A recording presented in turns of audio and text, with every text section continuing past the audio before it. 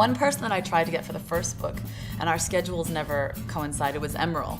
So I was thrilled when he agreed to be part of my Last Supper, the next course. We started to shoot in the kitchen. I always try to do 2 or 3 setups photographically because I'm not sure if the image will work in the end. It sort of warms up the subject, and we ended up shooting him in a sort of on the line, and then I looked over and I saw the door to the kitchen with a little round window, and I was like, sir, you are fantastic. Would you mind standing behind this little tiny window over here? Because I think it would make a great shot.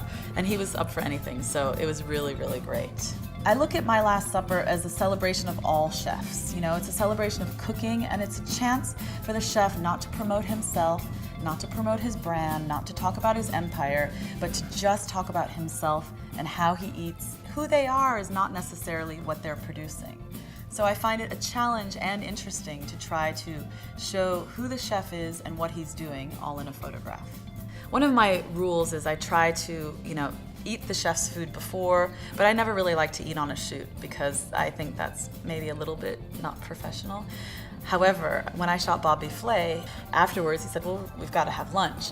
Let's try Bobby's Last Supper, which was this crunch burger bonanza that I never would have ordered because it's way too fattening and way too delicious. It was a delicious burger, but then he crunchifies it, so he puts potato chips on it. It was so good. I loved the shoot of Ruth Rogers because she wanted to be surrounded by all of the chefs in her restaurant. So it was just a really convivial shoot where everybody was eating and drinking, and her Last Supper was this amazing looking spaghetti. And so I'm thinking the whole time, oh my God, I really want to taste that. I really want to taste that. And I'm thinking, no, concentrate. It was a lovely moment between all of them eating and drinking, and they couldn't believe it was 11 o'clock in the morning. If you want to know what Rachel Ray really thinks, buy the book. If you want to get underneath the skin of Todd English instead of just eating his food, this is the book, because you open it up and you read about what they really think. Not what is in season, not what they have to cook, not what's being told by corporate that they have to sell 25 lamb shanks tonight. It's really about them speaking from the heart.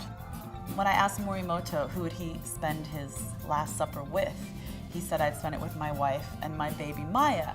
So I thought, it'd be so nice to photograph him with his baby because he's such an iron chef, tough guy. And Maya's a little tiny dog.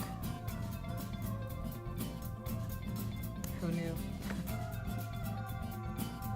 I think I'm gonna go for a beautiful table somewhere outside, but shaded for sure, with lots of saucisson and beautiful cheeses, beautiful breads, great desserts, beer, wine. I just want tons and tons and lots. I just want all the people that I love to come and make appearances.